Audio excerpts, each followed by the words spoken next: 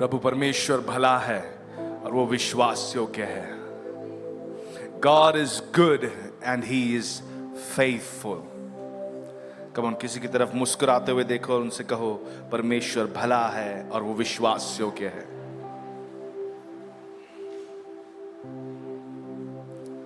Come on, come on, come on, come on, come on, come on. और मुस्कुराहट दिखना चाहिए। God is good and he is faithful. विश्वास योग्य है, परमेश्वर भला है और विश्वास योग्य है। There is nobody like our God. Nobody who can love us like he does. और कोई नहीं है जो हमें यीशु मसीह जैसा प्यार करे। हम ये गा रहे थे, तेरे ही प्यार में मैंने सब कुछ पा लिया। तेरे ही प्यार में मैंने सब कुछ पा लिया। तेरे ही प्यार में मैंने सब कुछ पा लिया। That's it. You know, हम कई बार बहुत सारे बड़े बड़े थियोरीज में फंस जाते हैं।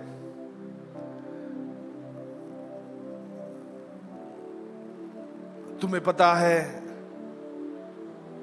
अंतिम दिनों में क्या क्या होने वाला है, प्रकाशित वाक्य में क्या क्या लिखा है। अच्छी बात है, पढ़िए, लेकिन उसमें उलझ मत जाना, क्योंकि जो लिखा है वो तो होने ही वाला है, और जब होगा जब आपको पता चल जाएगा। बड़े बड़े थियोरीज में मत फंसना।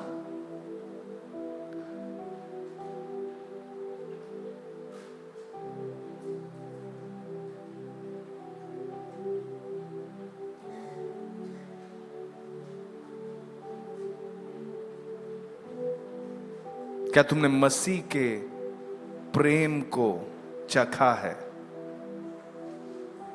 क्या तुमने मसीह के उस प्रेम को, अपार प्रेम को जाना है?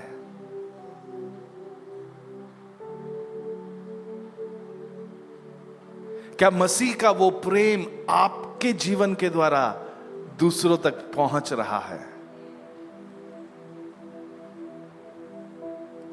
बाइबल में लिखा है कि matters of mercy and justice, करुणा और न्याय, ये सब छोड़ के हम बड़ी बड़ी बातों को कर रहे हैं।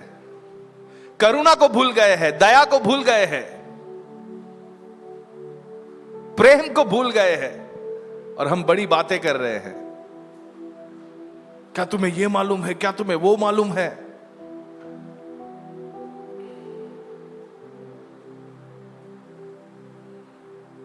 अपने साथ जो बैठे उनको मुस्कुराते हुए कहो, मुझे अच्छा लग रहा है कि आप आज 8:30 को यहां पहुंच गए।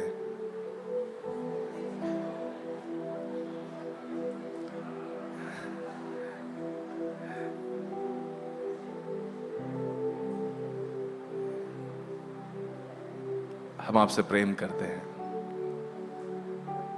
We love you all. See, there is a love that is in this house which cannot be hidden. एक प्रेम है जो इस घर में फैला हुआ है, जिसको छुपा नहीं सकते। ओके? और उस प्रेम के प्रति हम खींचे चले जाते हैं। आपने क्रिकेट मैचेस में देखा है, कुछ लोग अपने पे पेंट लगाते हैं, हाँ? कुछ लोग अपने बाल को ही कलर कर डालते हैं, जो टीम को, या फुटबॉल मैचेस में बाल को कलर करते हैं जिस टीम को सपोर्ट करते हैं उस हिसाब से। What is that? वो ऐसा असीम प्रेम है जो उनके समझ के भी ऊपर चला गया है। शायद वो ये भी नहीं समझ कि अगले दिन ऑफिस जाना है, इस बाल से कैसे जाएंगे।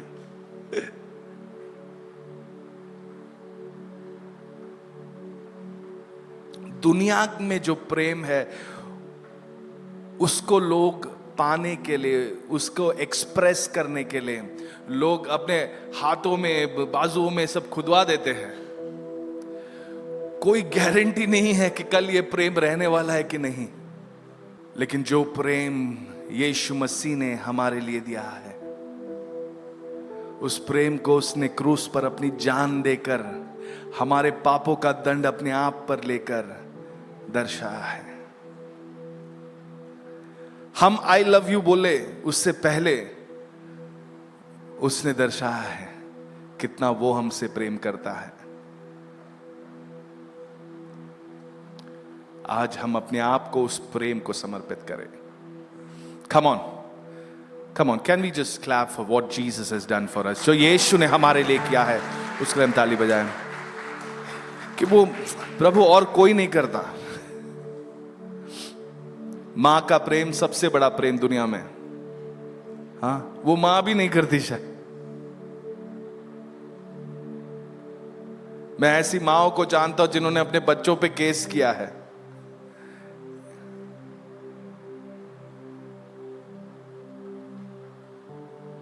कि ये मेरे प्रॉपर्टी ले लेंगे।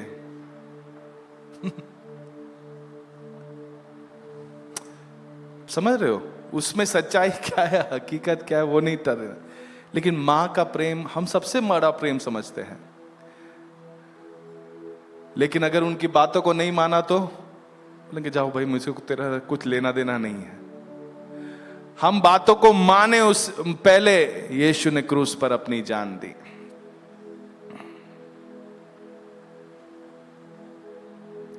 पिछले सप्ताह हम मनन कर रहे थे भजन संहिता 118 उसका 24वां वचन।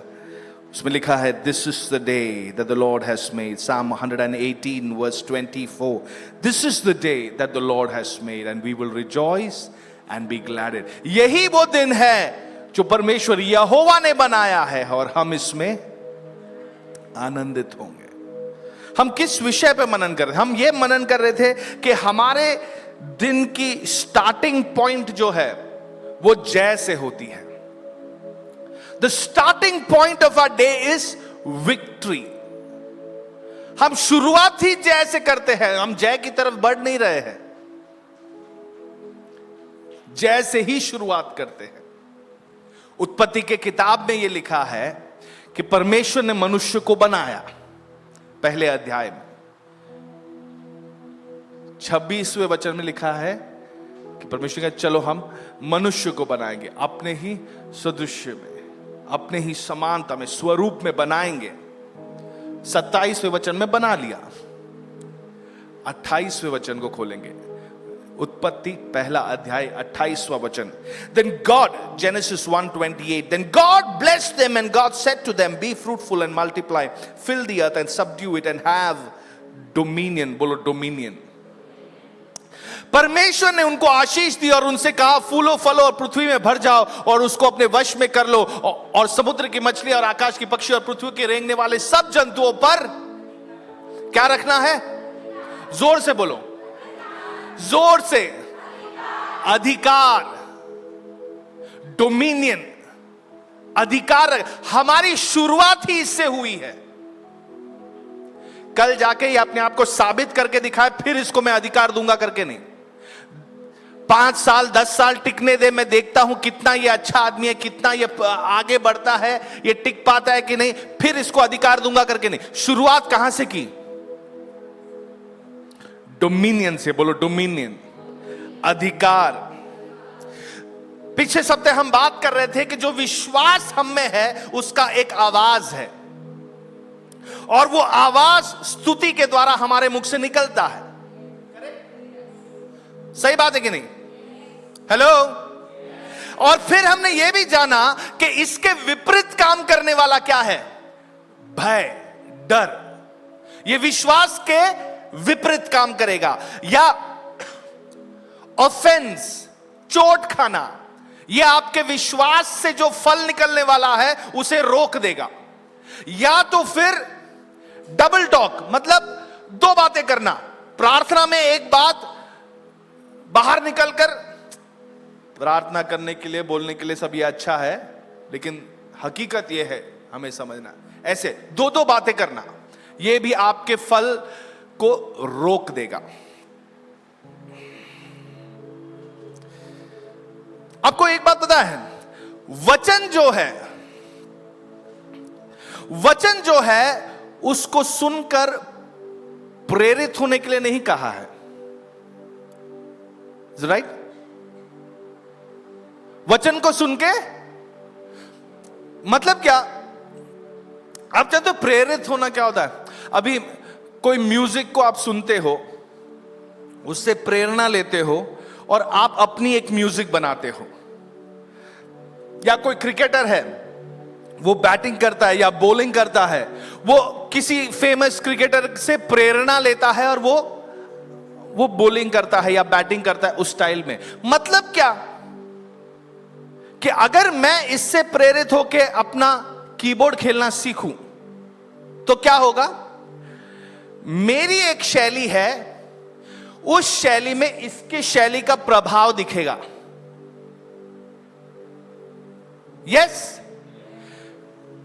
आपके स्वभाव में अगर आप किसी से प्रेरित होते हो तो उस व्यक्ति के स्वभाव का कुछ गुण आप में भी दिखेगा। मुझे एक समय याद है, मैं एक पेशेंट को ट्रीट कर रहा था, वो बहुत गुस्से में रहता था, हमेशा गुस्से में पागल जैसा बर्ताव करता था, उसको अपने गुस्से पे कोई कंट्रोल नहीं। मैंने ये नोटिस किया कि मैं अपने जीवन में भी मेरे एक्सप्रेशंस, मेरे चेहरे पे जो भाव है, जिस तरीके से मैं बात कर रहा हूं, वो सब गुस्से में बदल रहा है। क्यों? अब इसके साथ रह रह के वो रंग मुझ पे भी आ रहा है। मैंने कहा नहीं चाहिए भाई, मैं नहीं कर सकता आपको।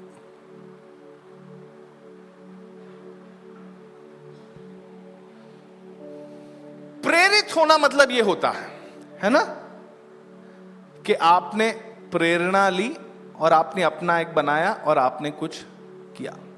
लेकिन वचन को सुन के हमें प्रेरित नहीं होना है।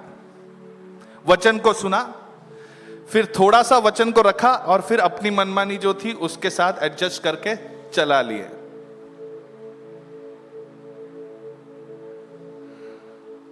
घरेलू हिंसा में अगर कोई कहे कि एक गाल दिखाए तो दूसरा गाल दिखाना जरूरी है, मतलब आपने वचन तो पढ़ा,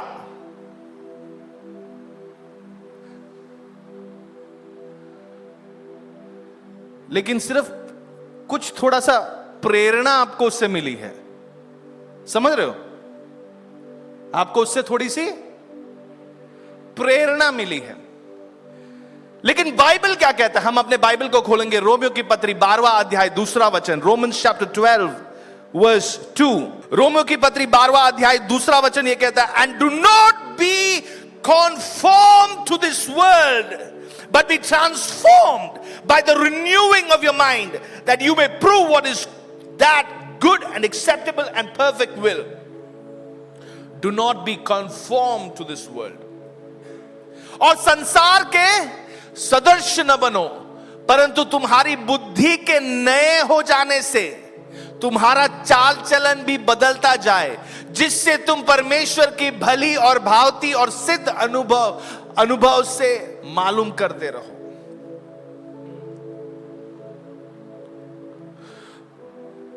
Do not be conformed to this world. इस दुनिया के सदृश न बनो। What does that mean? ये do not be conformed to this world मतलब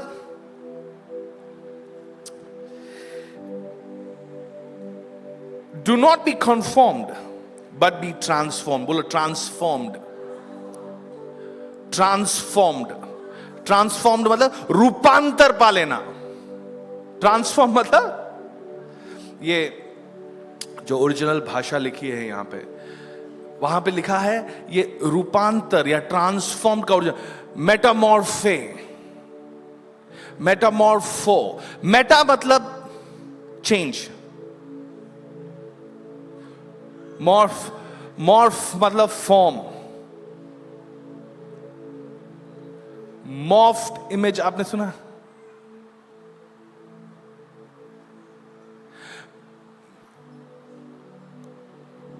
रूपांतर का मूल अर्थ यह है कि वो इस तरीके से बदल गया है आप उसको पहचान नहीं सकते। रूपांतर क्या है? आपने पेड़ को देखा है? पेड़ को देखा है? परमेश्वर आप पे दया करे। इस गिटार को देखो, पेड़ को देखेंगे और गिटार को देखेंगे तो इसमें कोई समानता लगता है? वो पेड़ ने रूपांतर पाकर यह गिटार बन चुका है। इस प्रोडक्ट में और उस प्रोडक्ट में कुछ समानता भी नहीं लग रहा है, उतना बदल गया है ये। आपको लगता है ये गिटार को हम जमीन पे गाड़ के रखेंगे तो उगने वाला है? ये रूपांतर पा चुका है, अब उस जैसा कुछ बचा नहीं है। लेकिन कॉन्फर्म मतलब समझते हो? आप चकली बनाया किसी ने आप घर पे, उसका एक मशीन आता है पता है, ऐसे पड़े तो जितना उसके अंदर हम वो डो डाले, आटा डाले, उस हिसाब से सेम शेप में बनता जाएगा, सेम टू सेम बनता जाएगा। उसमें डालो, वो घुमाते जाओ, उसमें प्रेशर आएगा, सेम बनेगा। Conform to the patterns of this world, मतलब ये दुनिया में जब आप प्रेशर झेलो ना, तो जो बाहर निकलता है ना वो सेम है।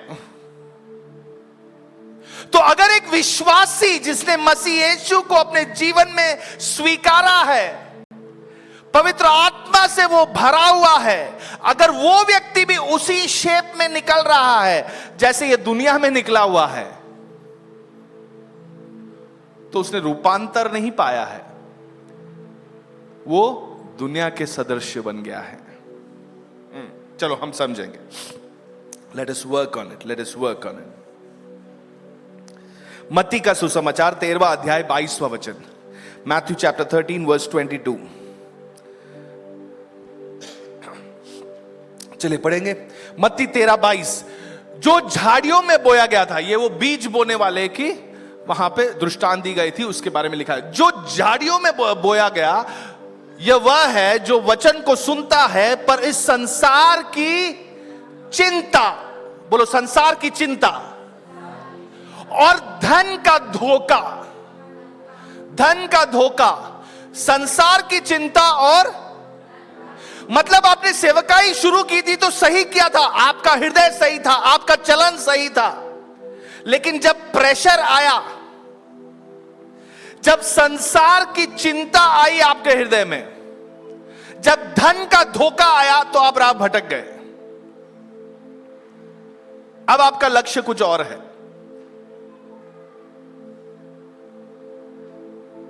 अब आपका उद्देश्य कुछ और है।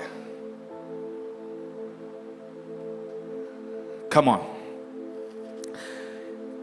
जो व्यक्ति इंस्पायर्ड होता है ना, मतलब क्या, वो सेम पर्सन है, आदमी वही है, लेकिन थोड़ा अलग बर्ताव कर रहा है, बस थोड़ा बहुत प्लस माइनस 19-20 बोलते हैं ना, इंस्पायर्ड बाय द वर्ड। अगर इस वर्ड ऑफ गॉड, इस परमेश्वर के वचन से आप सिर्फ इंस्पायर्ड रहने वाले हो, तो सिर्फ आप में और दुनिया में 19-20 का फर्क रहेगा। आपकी जिंदगी में और दुनिया में जो चल रहे हैं 19-20 लगेगा। आपके वैवाहिक जीवन में और दुनिया में जो लोग शादीशुदा जोड़े हैं, उनमें सिर्फ सेम से, हाँ ऐसा ही, हमारे में भी ऐसे ही होता है। सुना है आपने?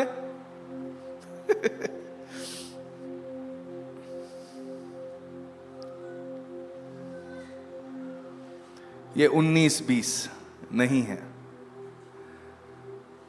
ये पवित्र कलाम जो है, ये परमेश्वर का वचन जो है, ये आपके जीवन में 19-20 का काम नहीं करता।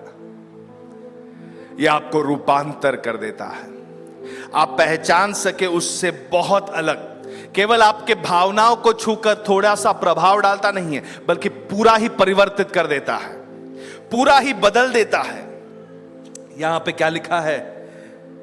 जो झाड़ियों में बीज बोया गया था, कांटों के बीच जो बीज था, वो इस संसार की चिंता और धन का धोखा, ये दोनों उस पे दबाव डालते हैं और वो खत्म हो जाता है। वो कोई फल लेकर नहीं आ पाते।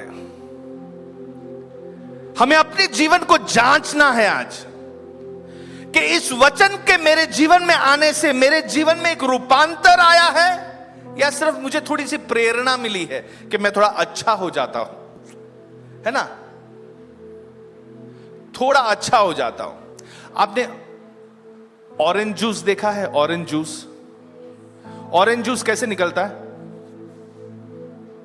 कैसे निकलता है ऑरेंज जूस? डब्बा खोला, ऑरेंज जूस, ऑरेंज को दबाओ, हाँ तो जूस निकल। गन्ने का रस कैसे निकलता है? गन्ने को मशीन में डाला, वो दबता है, और फिर हम हकीकत में कौन है ये मालूम पड़ना है। तो जब जीवन में प्रेशर आता है तो क्या बाहर निकलता है?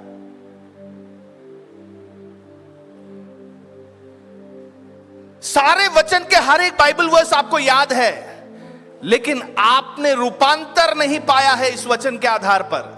तो जब प्रेशर आएगा तो जो अंदर है वो बाहर निकलेगा। बाइबल कहता है out of the fullness of your heart your mouth will speak. हृदय जिस चीज से भरा हुआ है वो आपके मुख से निकलेगा।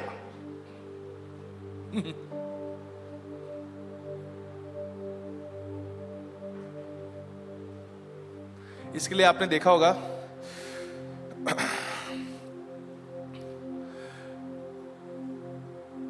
कुछ लोग यूएस जाते हैं या कोई भी बाहर गांव जाते हैं, वो वापस आते हैं, then the language changes, you know, I just speak totally different, I feel different।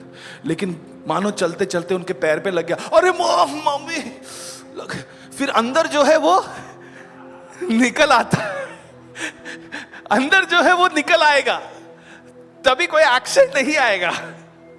तो अभी मैं इतने सालों से, मैं क्योंकि अमेरिका में रहता हूं, मैं बहुत ज्यादा अभी बात नहीं कर पाता, मम्मी लगी रे, अरे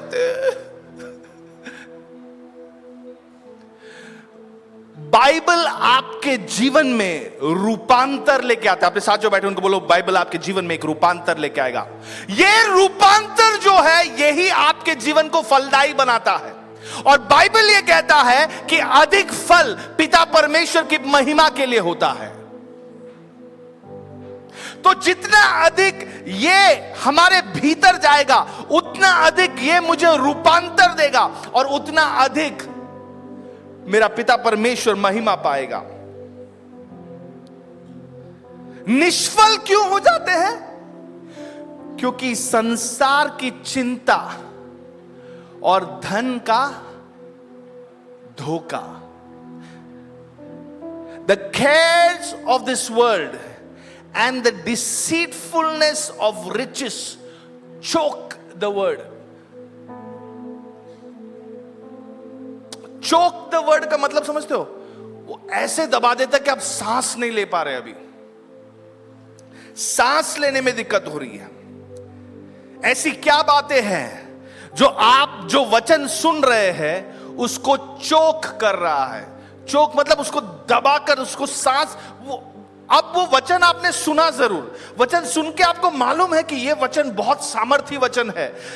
ओ मैंने देखा उसको YouTube पे, मैंने देखा, मैंने सामने बैठ के सुना, अब मैंने सुना ये वचन मुझे चंगाई लेके आएगा, ये वचन मुझे छुटका, ये मालूम है,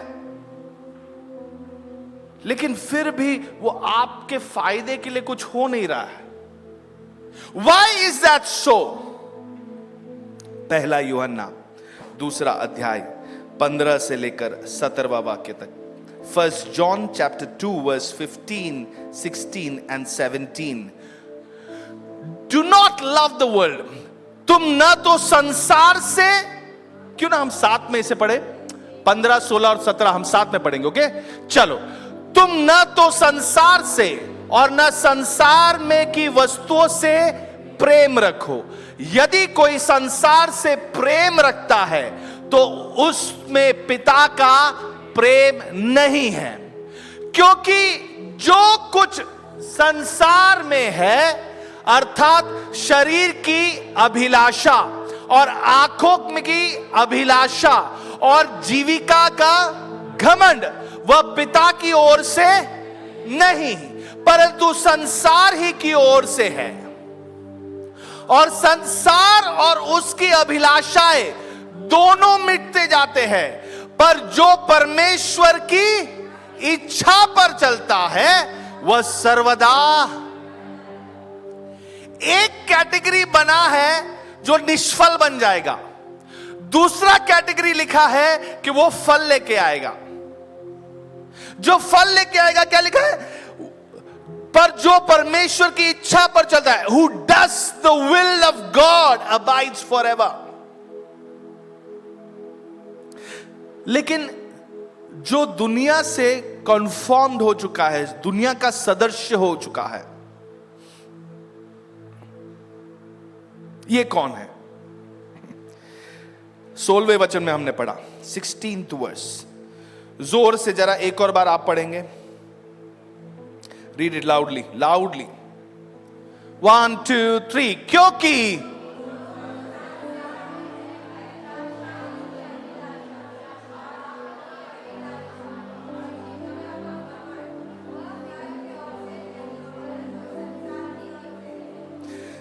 तीन बातें यहां पर लिखी है।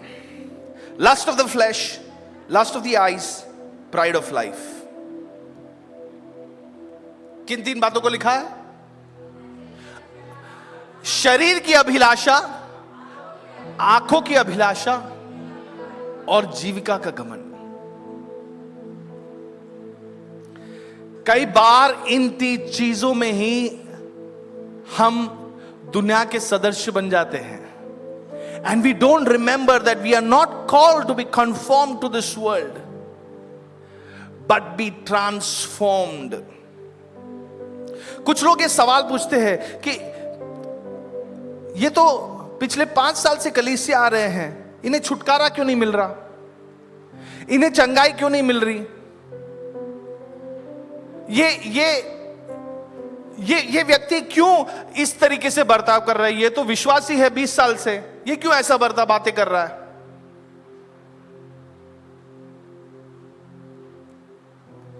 क्योंकि परिवर्तन नहीं हुआ है। क्योंकि अभी भी आप शरीर की अभिलाषाओं की तरफ दौड़ रहे हो।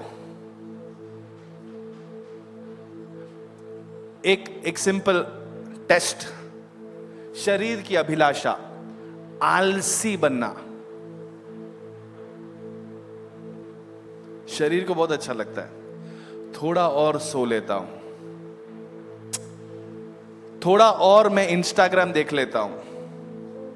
शरीर की अभिलाषा, क्या यह है मुझ में? यह आप अपने आप से पूछें। क्या मैंने कोई जगह दी है इस दुनिया को अपने जीवन में? ये पूछो अपने आप से। हाई डायबिटीज है, थोड़ा और मीठा नहीं खाया तो नहीं चलता है। शरीर की अभिलाषा, अरे मैं ये जो सॉफ्ट ड्रिंक है इसे मुझे पीना ही होता है, नहीं तो नहीं चलता है। ये तंबाकू जो है ये मुझे थोड़ा नहीं लिया तो नहीं, ये सिगरेट जो है ये मुझे थोड़ा फूंकना ही पड़ेगा।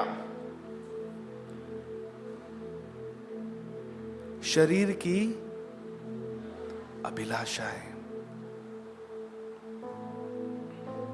फिर क्या है? आंखों की अभिलाषा। मैंने ये देखा मुझे ये चाहिए, वो देखा तो वो चाहिए। अरे ऐसा अभी तो ये फैशन में चल रहा है, मुझे ये ही चाहिए।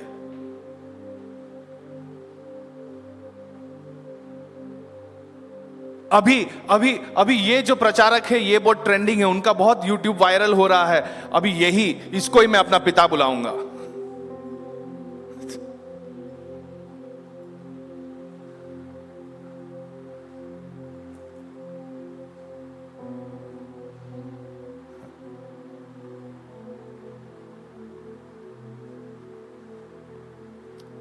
लामाशुतराखमा, आंखों की अभिलाषा।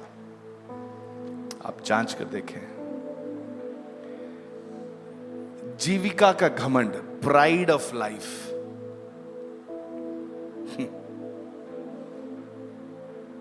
अपने क्वालिफिकेशन का घमंड, अपने पैसे धन दौलत का घमंड, अपने वेशभूषा, अपने स्टेचर का, अपने जिस तरीका मुकाम पर वो पहुंचे उसका घमंड। क्या है ये सब? क्या है ये सब? यही बातें हैं जो हमें इस दुनिया के सदस्य बना देता है। Conform to the patterns of this world. ये जो कंफर्म होते हैं या सदृश बनते हैं, ये ऐसा नहीं कि अचानक आप सो के उठे और अरे आप तो एकदम ऐसा बन गया है, नहीं होता है। धीरे धीरे आपके जीवन में प्रवेश करता है, धीरे धीरे आपके जीवन में आलस कैसे आता है? अरे नहीं, पहले तो मैं स्पोर्ट्स में थी, मैं ये गेम खेलती थी, वो गेम खेलती, वो गेम, अभी क्या हुआ? नहीं, धीरे धीरे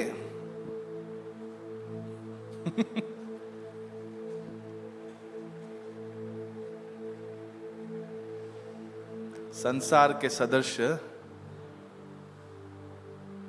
और कई बार हम खुद उसको निमंत्रण देते हैं संसार के सदृश बनने के लिए। खुद बोलते ना, आ बैल मुझे मार।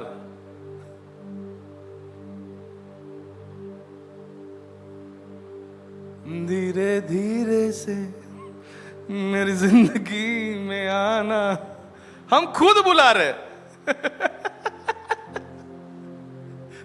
उसके बाद नींद गई, चैन गया, सब गया। क्यों? क्योंकि तुम संसार के सदृश बन गए।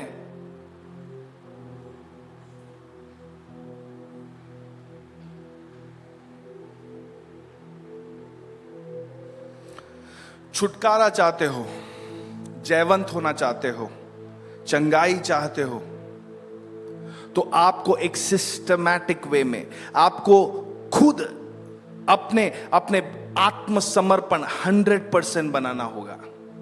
क्योंकि जो 100% सरेंडर नहीं करता वो ट्रांसफॉर्म्ड, रूपांतर नहीं पा सकता। जो थोड़ी बहुत अपनी पुरानी आदतें रखता है, उसको जब दुनिया में दबाव गिरता है या क्रोध आता है तो बोलता है मेरे अंदर के सोए हुए जानवर को मत जगा।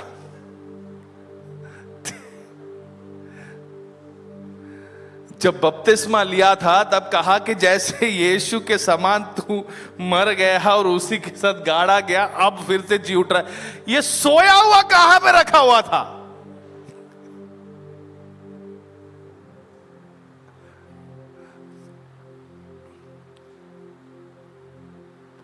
रूपांतर पाना जरूरी है।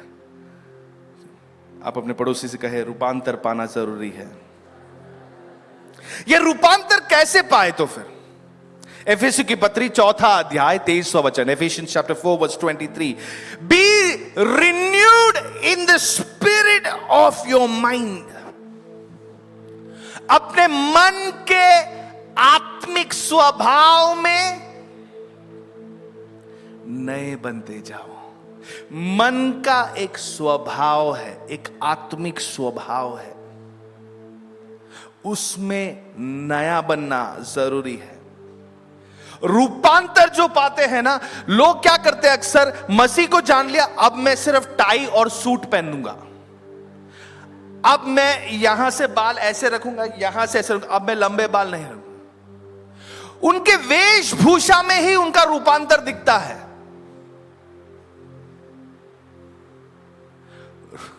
रूपांतर ऐसे नहीं, रूपांतर शुरू होता है आपके मन में।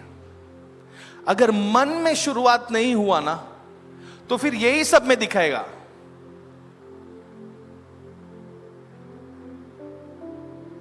मैंने किसी से कहा मुझे जानवर जनरली पसंद है, ठीक है, जानवर जनरली, कोई भी जानवर हो मुझे पसंद है। हम ऐसे होता है ना, हमारी जिंदगी में हम अलग अलग फेजेस से होकर गुजरते हैं। कभी हमें क्रिकेट पसंद है, कभी फुटबॉल पसंद है, कभी ये पसंद, वो। तो जानवर मुझे बचपन से ही पसंद है। उसमें मेरे जीवन में एक भाग था जब मुझे सांप पसंद था, ठीक है, उस सांप को पकड़ना, उसको रेस्क्यू करना, ये मुझे अच्छा लगता। हमारे कॉलेज, मैं मैंगलोर में पढ़ाई किया है, तो कॉलेज के आजू बाजू में बहुत जंगल है, बहुत सांप मिलते थे। हमारे कॉलेज में आते थे सांप, सबसे ज्यादा हमारे स्टाफ रूम में, जिसके बारे में तभी मुझे बहुत खुशी होती थी।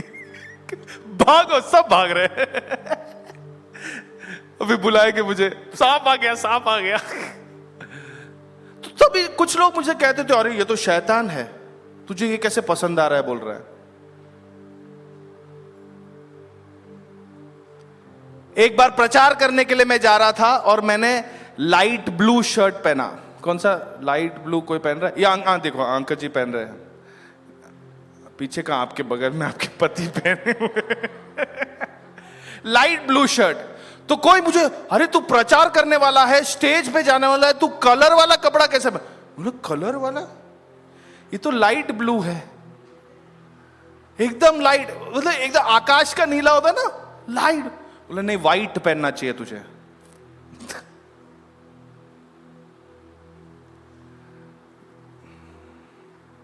इसलिए अब मैं काला पहन के घूमता हूं।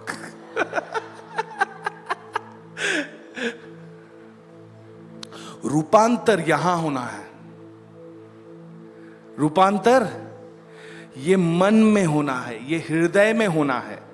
बी रिन्यूड, और अपने मन के आत्मिक स्वभाव में नए बनते जाओ।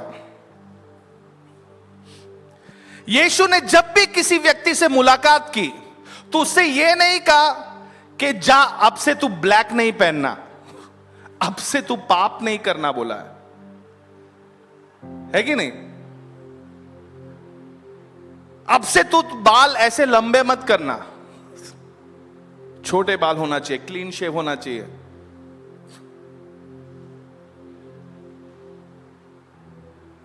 ये कहानियां, रूपांतर आपके मन में पहले शुरू होता है।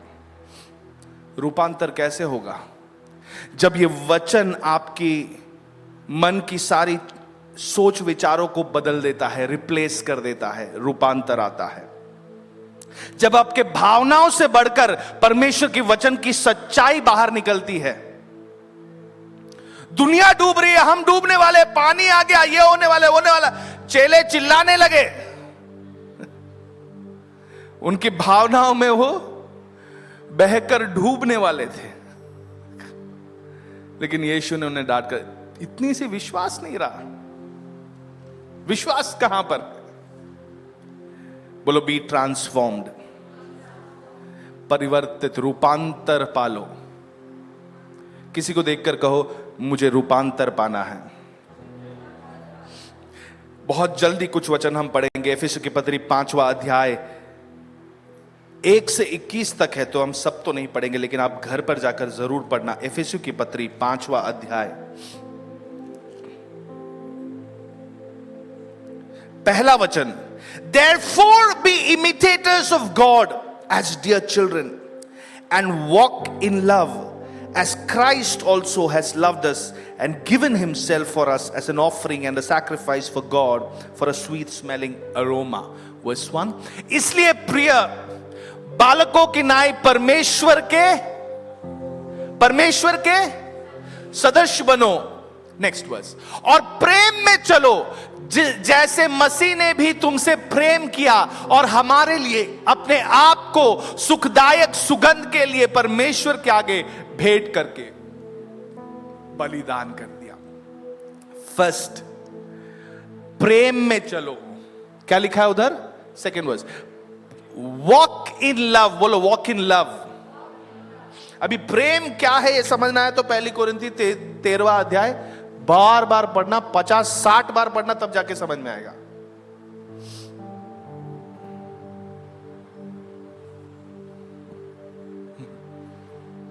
Walk in love. बोलो वॉक इन लव। नेक्स्ट, रूपांतर कैसे पाना है? पहला क्या है? Be imitators of Christ. मसीह के सदृश बनो।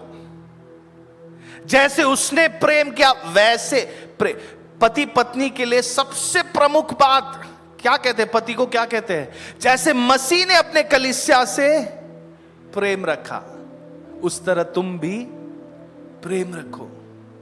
सदृश्य बनना है, रूपांतर पाना है। How to be transformed? Walk in love.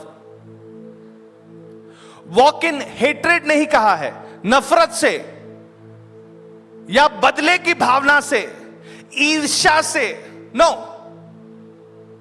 Judgement हमेशा, मैं बहुत कड़क इंसान हूं, मुझे सब सही सही चाहिए, सब न्याय के हिसाब से होना चाहिए। अरे भाई, न्याय अगर परमेश्वर करने के लिए उतर आ गया होता तू कहां जाता? वॉक इन लव, प्रेम से walk in. Now next verse 8, इसी अध्याय में 5वें अध्याय के 8वां वचन, for you were once in darkness but now you are light in the Lord, walk as children of light. क्योंकि तुम तो पहले अंधकार थे। परमेश्वर करे तारीफ में आपकी बड़ी मैं नहीं करना चाहता, लेकिन तुम पहले अंधकार में थे नहीं, तुम पहले अंधकार थे, परंतु अब प्रभु में बोलो, मैं ज्योति हूं, आई एम लाइट।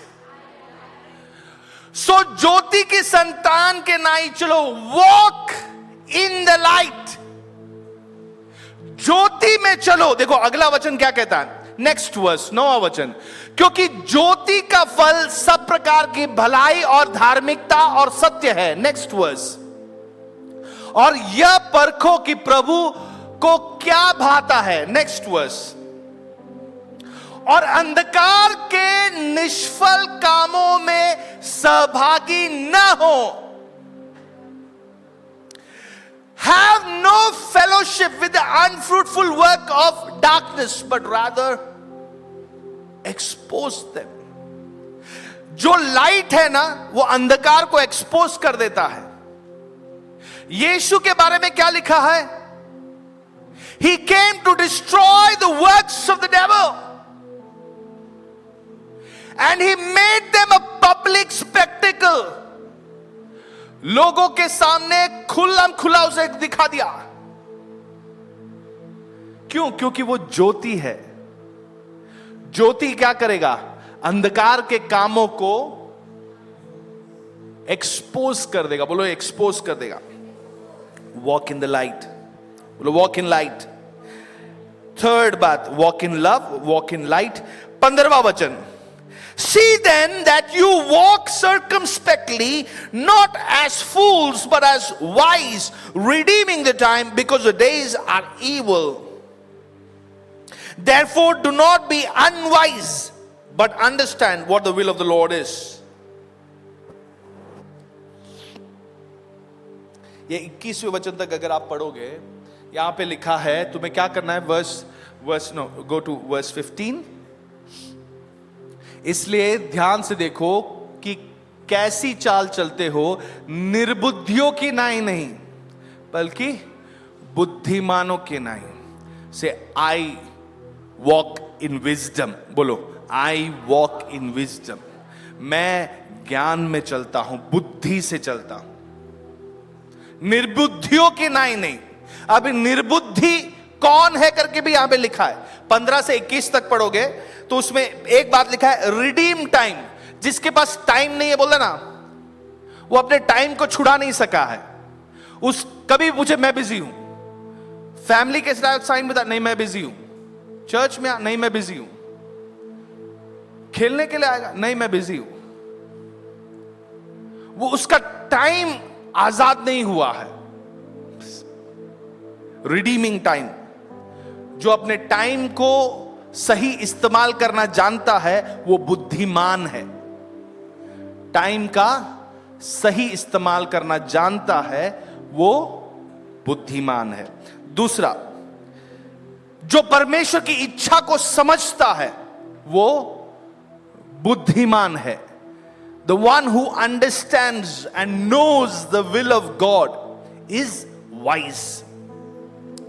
ये आप 15 से लेकर 21 तक पढ़ना, मैं उसको आपको जस्ट शॉर्ट में बता रहा हूं। जो आत्मा से भरे हुए चलता है वो बुद्धिमान है।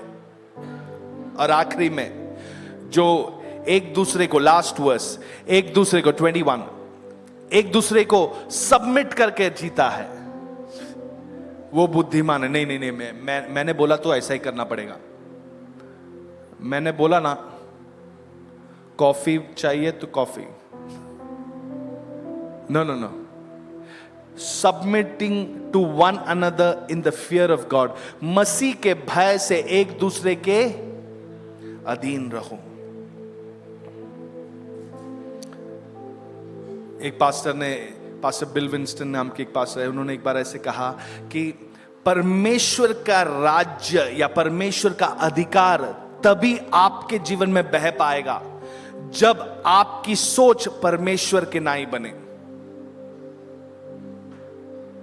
तो परमेश्वर के नाई हमारी सोच को बनाना है, तो इस वचन के आधार पर हमें रूपांतर पाना होगा। बोलो रूपांतर, बोलो मैं रूपांतर पा रहा हूं। जैसे मैं वचन को सुन रहा हूं, मैं रूपांतर पा रहा हूं। इसके लिए एक सिंपल ब्लड टेस्ट करना पड़ेगा। रूपांतर पाना है कि नहीं जानने के लिए एक हार्ट का एक टेस्टिंग करना पड़ेगा, कार्डियक टेस्ट, ईसीजी एक निकालना पड़ेगा। हार्ट में क्या चल रहा है ये जानना है। एक व्यक्ति ने आकर यीशु मसीह को बोला कि मैं तो सब जो लिखा है सब का पालन करता हूं, अनंत काल का जीवन मुझे कैसे मिले बस बता दो अब। यीशु, क्योंकि यीशु है उन्होंने उनसे कहा तेरी सारी संपत्ति बेच के गरीबों में बांट ले फिर आ। ये हम खोलेंगे मरकुस का सुसमाचार 10वां अध्याय, उसका 22वां वचन पढ़ो। इसकी प्रतिक्रिया, इसका हार्ट का टेस्ट रिजल्ट बाहर आ गया 22वें वचन में।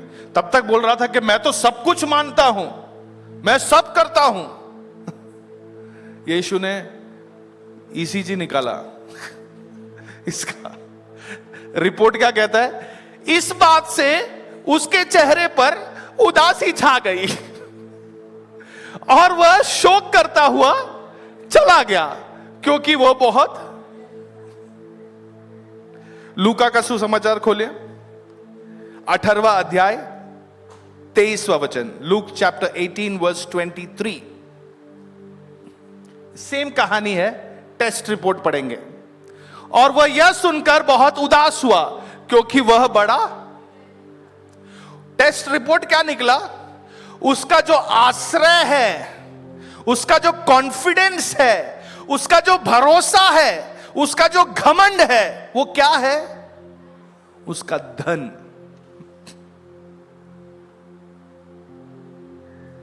उदास होकर, निराश होकर, क्योंकि बहुत खराब रिपोर्ट निकला, वो चला गया। लेकिन दूसरा एक टेस्ट रिपोर्ट हम देखेंगे। चलो एक ये खोलेंगे, यूहन्ना 4 अध्याय, यूहन्ना अध्याय 4, उसके पहले से 42वें वचन में ये सारी बातें लिखी है। एक शमरिया स्त्री से यीशु मुलाकात करते हैं और उससे कहते हैं कि मुझे थोड़ा सा पानी चाहिए। थोड़ी बातचीत उनके जीवन में होती है। वो बातचीत में यीशु से कहते हैं कि तेरे 5 पति हैं और अभी जो जिसके साथ है वो तो तेरा पति भी नहीं है।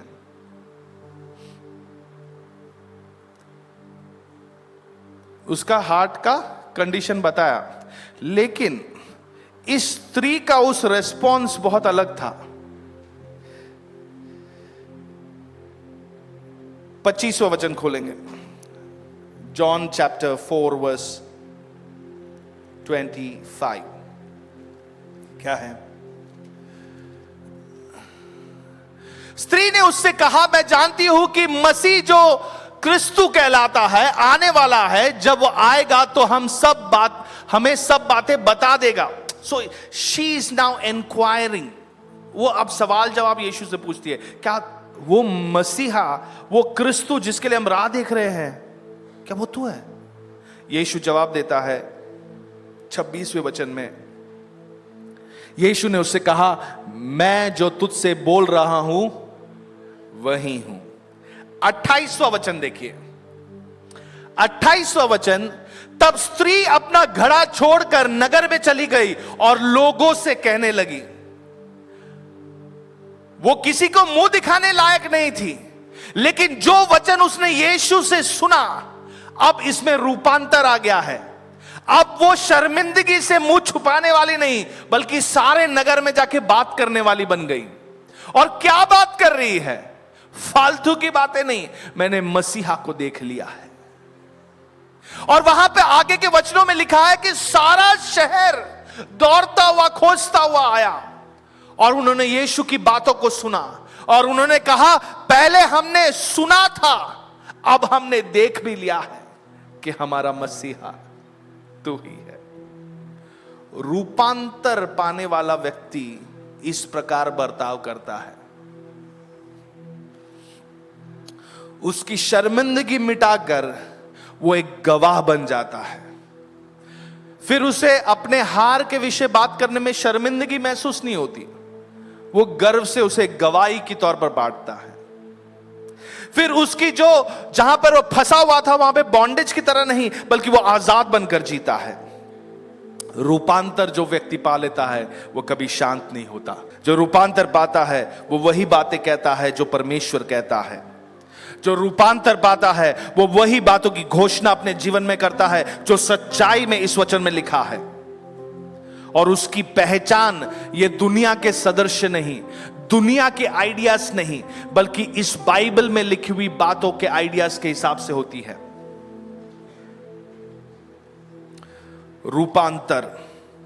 रूपांतर पाने वाला व्यक्ति ही, जो उत्पत्ति 1:28 में हमने पढ़ा था कि अधिकार पाओ, हैव डोमिनियन। एक व्यक्ति जिसने रूपांतर पाया है वही डोमिनियन पा सकता है। हम सब डोमिनियन पाना चाहते हैं, अधिकार पाना चाहते हैं, लेकिन जिस व्यक्ति ने रूपांतर पाया है वही अधिकार भी पा सकता है। आप अपने क्षेत्र में, अपने घर में, अपने नौकरी के स्थल पर, अपने बिजनेस के स्थल पर, चाहे आप एक स्टूडेंट हो, एक आर्टिस्ट हो, आप एक सॉफ्टवेयर इंजीनियर हो, या आप एक सिंगर हो, एक्टर हो, पेंटर हो, आप जो कुछ भी हो, आपका काम सेल्स का हो या आपका खुद का बिजनेस है, जो भी है, आप डोमिनियन चाहते हो, अधिकार चाहते हो, then you need to be transformed by the renewing of your mind। Bible में क्या लिखा है? दुनिया के सदृश न बनो, बल्कि अपने मन के नए हो जाने से क्या तुम्हारा चाल चलन बदल जाए। Be transformed by the renewing of your mind। परमेश्वर की इच्छा के खोजी बनो, उसके वचन पे दृढ़ खड़े हो जाओ और जो वचन आपने सुना है उसको मानने के लिए तत्पर हो जाओ। हम ये साथ में घोषणा करेंगे, मैं इस दुनिया के सदृश नहीं बना हूं। जोर से, थोड़ा विश्वास की घोषणा है, मैं इस दुनिया के सदृश नहीं बना हूं। मेरा मन परमेश्वर के वचन के आधार पर रूपांतर पा रहा है। मैं प्रेम में चलता हूं, ज्योति में चलता हूं, ज्ञान और बुद्धि में चलता हूं। मैं शैतान के झूठ को नकारता हूं, सच्चाई में जीता हूं। मैं अधिकार से चलता हूं। मैं इस अधिकार को, अपने जीवन की जो रूपांतर मैंने पाई है, उसके द्वारा इस अधिकार में चलता हूं। जो रूपांतर मैंने पाया है उसके द्वारा मैं अधिकार में चलता हूं।